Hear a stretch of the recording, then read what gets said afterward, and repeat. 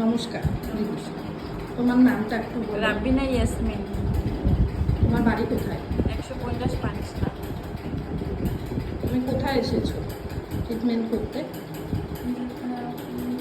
Physiotherapy সেন্টারে। Physiotherapy সেন্টারে।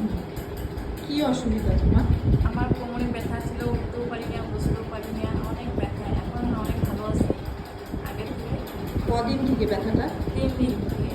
আজকে নিয়ে 3 দিন হলো। হ্যাঁ 3 দিন কি তুমি ট্রিটমেন্ট নিলা? হ্যাঁ, এখন কেমন আছো? আগের থেকে অনেক ভালো। একদম ব্যথা সেরে গেছে, একদম একদম সেরে গেছে। সেরে গেছে, একদম ভালো হয়ে গেছে। আগে তোমার কতটা অসুবিধা ছিল? বাবা, আমি উঠতেও পারি না, বসতেও পারি না, আমি প্রচুর কান্না করছি বাড়িতে, এমন ব্যথা বলতেও পারি না কাউকে।